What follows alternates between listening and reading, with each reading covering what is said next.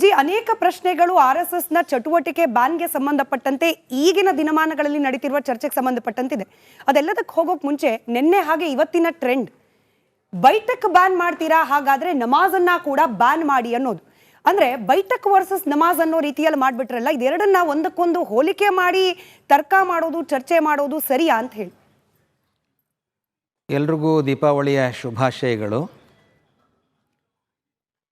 Ban ಮಾಡಬೇಕು ಅನ್ನೋ ವಿಷಯವೇ ಅಷ್ಟು ಸರಿಯಾದ್ದಲ್ಲ.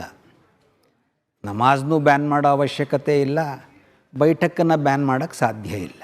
ನೋಡಿ, ರಿಲಿಜಿಯಸ್ ಆ್ಯಕ್ಟಿವಿಟಿ ಆದರೂ ಕೂಡ ಸಂವಿಧಾನ ಪ್ರತಿಯೊಬ್ಬರಿಗೂ ರಿಲಿಜಿಯಸ್ ಆ್ಯಕ್ಟಿವಿಟಿ ಮಾಡೋದಕ್ಕೆ ಸ್ವತಂತ್ರ ಕೊಡುತ್ತೆ. ಬೈಠಕ್ಕು ರಿಲಿಜಿಯಸ್ ಆದ್ದು ಬೈಠಕ್ ಮಾಡ್ಬೋದು, ಸಾಮಾಜಿಕವಾದ್ದು ಮಾಡ್ಬೋದು. ಪರಿವಾರದವರು ಕೂತ್ಕೊಂಡು ಬೈಠಕ್ ಅಂದರೆ ಮೀಟಿಂಗ್ ಅಷ್ಟೇ. ಯಾವುದೇ ಥರದ ಆ್ಯಕ್ಟಿವಿಟಿ ಇದ್ದರೆ ಅದು ಅನ್ಲಾಫುಲ್ ಅಲ್ದಿದ್ದರೆ ಎಲ್ಲರಿಗೂ ಅವಕಾಶ ಇದ್ದೇ ಇದೆ. ಹಾಗಾಗಿ ಯಾವುದನ್ನು ಬ್ಯಾನ್ ಮಾಡೋ ಅವಶ್ಯಕತೆ ಏನೂ ಇಲ್ಲ. ಸರಿ, ಈ ಬ್ಯಾನ್ ಅನ್ನೋದು RSSಗೆ ಹೊಸದಲ್ಲ. ಸ್ವತಂತ್ರ ಪೂರ್ವದಲ್ಲೂ ಸ್ವತಂತ್ರ ನಂತರದಲ್ಲೂ ಕೂಡ ಅನೇಕ ಬಾರಿ RSSನ ಚಟುವಟಿಕೆಗಳನ್ನು ನಿಷೇಧ ಮಾಡುವ ಪ್ರಯತ್ನಗಳಾಗಿ ಹೋಗಿದೆ. ಆದರೆ ಈಗ ಅದಕ್ಕೆ ಹೊಸದೊಂದು ವ್ಯಾಖ್ಯಾನ ಕೊಡೋ ಪ್ರಯತ್ನ ಆಗ್ತಿದ್ಯಾ ಅಂತ ಹೇಳಿ ನಾನು ಸ್ವತಂತ್ರ ಪೂರ್ವದಿಂದಲೇ ಆದ ಕೆಲ ಘಟನೆಗಳ ಬಗ್ಗೆ ಪ್ರಶ್ನೆ ಕೇಳ್ತಾ ಹೋಗ್ತೀನಿ. ನಿನ್ನೆ ಕಾಂಗ್ರೆಸ್ನ ಕೆಲ ನಾಯಕರು ಪ್ರತಿಕ್ರಿಯೆ ನೀಡ್ತಾ ಇದ್ರು. ಸ್ವತಂತ್ರ ಪೂರ್ವದಲ್ಲಿ ಬ್ರಿಟಿಷರು RSSನ್ನ ಬ್ಯಾನ್ ಮಾಡಿದ್ದು ಕೋಮು ಸೌಹಾರ್ದತೆಯನ್ನ ಕದಡ್ತಾ ಇದೆ ಅನ್ನೋ ಆರೋಪಕ್ಕೆ ಸಂಬಂಧಪಟ್ಟಂತೆ, ಸಮಾಜದ ಕೋಮು ಸೌಹಾರ್ದತೆಯನ್ನ ಕದಡ್ತಾ ಇತ್ತು RSS, ಹಾಗಾಗಿ ಬ್ರಿಟಿಷರು ಬ್ಯಾನ್ ಮಾಡಿದ್ರು ಅಂತ ಹೇಳಿ. ಸರಿಯಾದ ವ್ಯಾಖ್ಯಾನನ ಇದು? ಮೊದಲನೇದಾಗಿ ತಪ್ಪು ಮಾಹಿತಿ. ಬ್ರಿಟಿಷ್ ಇರುವಾಗ ಆ ಸಂಘದ ಮೇಲೆ ಏನು ಬ್ಯಾನ್ ಬಂದಿರಲಿಲ್ಲ. ಹಾಗಾಗಿ ಮೊದಲನೇದೇ ತಪ್ಪು ಮಾಹಿತಿ ಅದು. ಆದರೆ ಸಂಘ ಬ್ರಿಟಿಷರ ವಿರುದ್ಧ ಕೆಲಸ ಮಾಡ್ತಾ ಇದೆ ಅನ್ನೋ ಕಾರಣಕ್ಕೆ ಆಗಿನ ಪಾರ್ಲಿಮೆಂಟಲ್ಲಿ ಚರ್ಚೆ ಆಗಿತ್ತು. ಆದರೆ ಬ್ರಿಟಿಷರ ವಿರುದ್ಧವಾಗಿ ಸಂಘದ ಕಾರ್ಯಕರ್ತರು ಕಾರ್ಯನಿರ್ವಹಿಸ್ತಿದ್ರು ಅಂತ ಹೇಳಿ ತಾವು ಹೇಳ್ತಿದ್ದೀರಿ. ಇತ್ತೀಚಿನ ವ್ಯಾಖ್ಯಾನ ಅದಕ್ಕೆ ತದ್ವಿರುದ್ಧವಾಗಿದೆ. ಬ್ರಿಟಿಷರಿಗೆ ಕ್ಷಮಾಪಣೆ ಪತ್ರ ಬರೆದವರು RSSನವರು, ಬ್ರಿಟಿಷರ ಪರವಾಗಿ ಭಾರತದ ವಿರುದ್ಧವಾಗಿ ಕೆಲಸ ಮಾಡ್ತಿದ್ದವರು RSSನವರು, ಹೀಗೆ ಆರೋಪಗಳು ಬರ್ತಾ ಇದೆ. ಅದಕ್ಕೆ ಯಾವುದೇ ತಥ್ಯಗಳಿಲ್ಲ. ಯಾರ ಥರ ಹೇಳಿದ್ರೆ ಅದಕ್ಕೆ ಸತ್ಯವನ್ನು ಹೇಳಬೇಕು.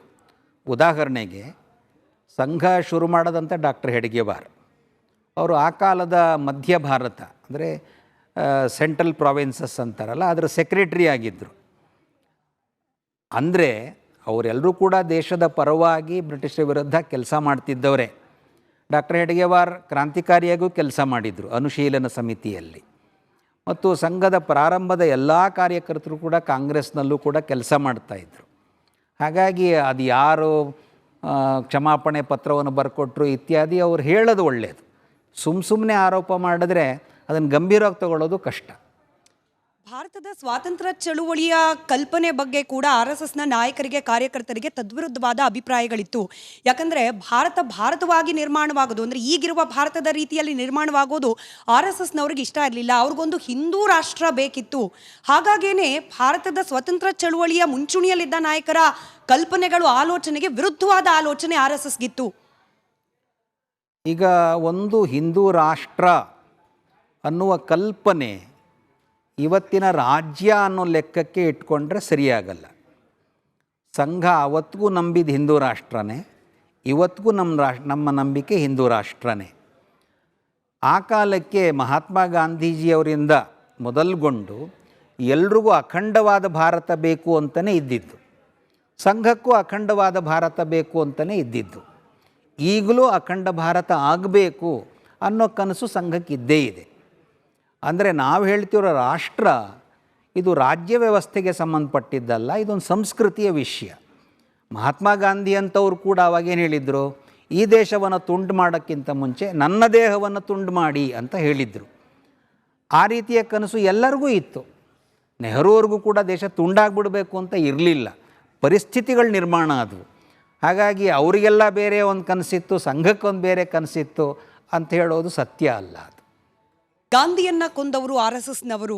ಹೀಗಾಗಿ ಗಾಂಧಿ ತತ್ವಕ್ಕೂ RSSಗೂ ತದ್ವಿರುದ್ಧವಾದ ಮನಸ್ಥಿತಿ. ಈ ಗಾಂಧಿ ಕೊಂದವರು RSSನವರು ಅನ್ನೋದೊಂದು ಅಪಖ್ಯಾತಿ ಅಂದಿನಿಂದ ಇಂದಿನವರೆಗೂ ಅಂಟುಬಿಡುತ್ತಲ್ಲ RSSಗೆ ಅಂತ ಹೇಳಿ ಆರೋಪ ಮಾಡಬಹುದು. ಆರೋಪಕ್ಕೇನು ಆರೋಪ ಮಾಡೋರಿಗೆ ಬಾಯಿ ಇದ್ದರೆ ಸಾಕು. ಅದನ್ನು ಸಾಬೀತು ಮಾಡಬೇಕು ಅಂದರೆ ಅವ್ರ ಹತ್ರನೇ ಇತ್ತು.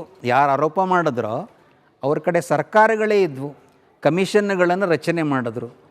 ಯಾವುದರಲ್ಲೂ ಸಾಬೀತು ಮಾಡೋಕ್ಕಾಗಲಿಲ್ಲ. ಬದಲಾಗಿ ಅವರೇ ಕೂಡ ಈ ಹತ್ಯೆಯಲ್ಲಿ RSS ಪಾತ್ರ ಇಲ್ಲ ಅಂತ ಅವ್ರು ಹೇಳಿದರು. ಇದು ಒಂದು. ಮತ್ತು ಸಂಘ, ಯಾರಿಗೆ ಸಂಘ ಗೊತ್ತಿದೆ, ನಾವು ಪ್ರತಿಯೊಂದು ಕ್ಯಾಂಪ್ನಲ್ಲಿ ಅಥವಾ ಪ್ರತಿನಿತ್ಯದ ಕಾರ್ಯಾಲಯಗಳಲ್ಲಿ ಹೇಳುವಂಥ ಏಕಾತ್ಮತಾ ಸ್ತೋತ್ರ. ಏಕಾತ್ಮತಾ ಸ್ತೋತ್ರದಲ್ಲಿ ಈ ದೇಶಕ್ಕೆ ಯಾರ್ಯಾರು ಕೆಲಸ ಮಾಡಿದ್ರೋ ಪ್ರಾತಿನಿಧಿಕವಾಗಿ ಎಲ್ಲ ಪ್ರಮುಖರ ಹೆಸರುಗಳಿದೆ.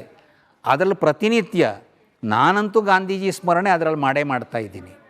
ಹಾಗಾಗಿ ಯಾರು ಆರೋಪ ಮಾಡ್ತಾರೋ ಅವರಿಗೆ ಸಂಘದಲ್ಲಿ ಗಾಂಧೀಜಿಯವ್ರ ಬಗ್ಗೆ ಎಷ್ಟು ಗೌರವ ಇದೆ ಅಂತ ಅವ್ರಿಗೆ ಅರಿವಿಲ್ಲ. ಯಾಕೆಂದರೆ ಅವರಿಗೆ ಗಾಂಧೀಜಿ ಸ್ಲೋಗನ್ ಇರ್ಬೋದು, ನಮ್ಮ ಗಾಂಧೀಜಿ ಸ್ಲೋಗನ್ ಅಲ್ಲ. ಗಾಂಧೀಜಿ ಈ ದೇಶಕ್ಕೆ ಕೆಲಸ ಮಾಡಿದಂಥ ಮಹಾಪುರುಷರು.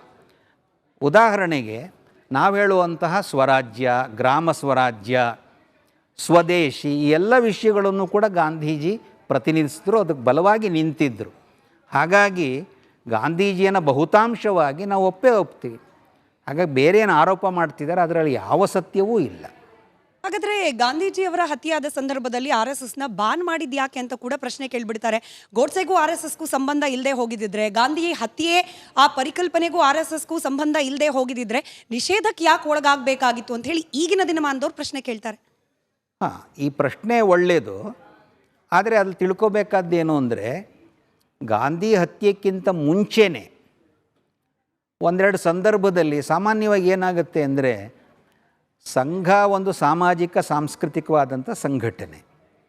ಇದರ ಬೆಳವಣಿಗೆ ಆದ ಸಂದರ್ಭದಲ್ಲಿ ಕಾಂಗ್ರೆಸ್ಸಿನ ಸಭೆಯಲ್ಲಿ ಗಾಂಧೀಜಿಯವ್ರ ಹತ್ಯೆ ಏನಾಗಿರಲಿಲ್ಲ, ಆಗಲೇ ಚರ್ಚೆ ಆಗಿತ್ತು, ಈ ಸಂಘ ಬೆಳಿಬಾರ್ದು, ಇದನ್ನು ಬ್ಯಾನ್ ಮಾಡಬೇಕು ಅನ್ನೋ ಚರ್ಚೆಗಳಾಗಿದ್ವು.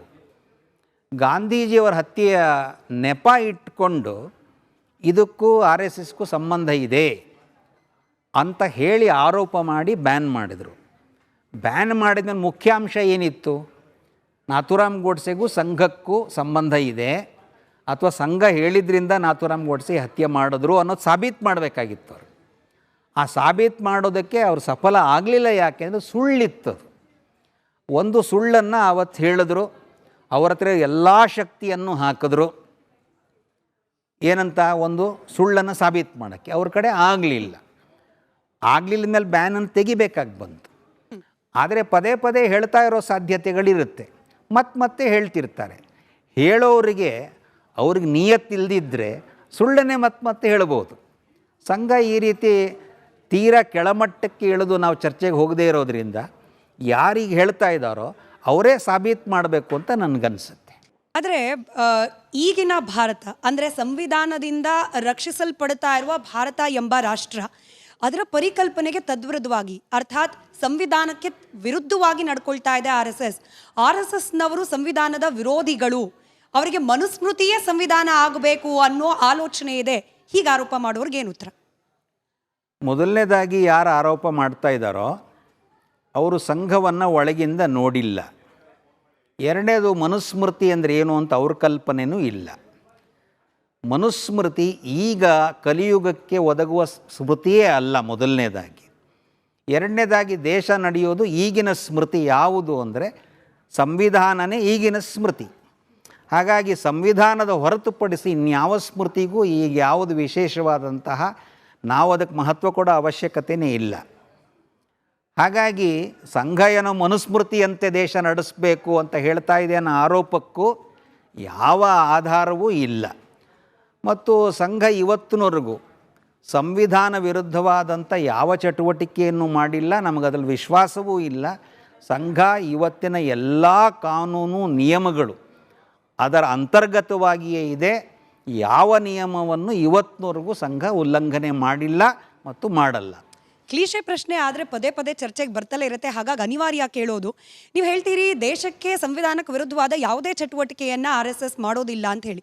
ಆದರೆ ಸಂಘದ ಸದಸ್ಯರು ರಾಷ್ಟ್ರಗೀತೆಯನ್ನು ಒಪ್ಪೋದಿಲ್ಲ, ರಾಷ್ಟ್ರಧ್ವಜವನ್ನು ಹಾರಾಟ ಮಾಡೋದನ್ನು ಬಲವಂತವಾಗಿ ಎಷ್ಟೋ ವರ್ಷಗಳ ನಂತರದಲ್ಲಿ ಪ್ರಾರಂಭ ಮಾಡಿದ್ರು. ಹೀಗೊಂದು ಅಪವಾದ ಇದೆ. ಇದೆಲ್ಲವೂ ಕೂಡ ಭಾರತದ ಸಂವಿಧಾನದ ಅಡಿಯಲ್ಲಿರುವ ನಿಯಮಗಳಿಗೆ ವಿರುದ್ಧವಾಗಿ ನಿಲ್ಲೋದಿಲ್ವಾ ಅಂತ.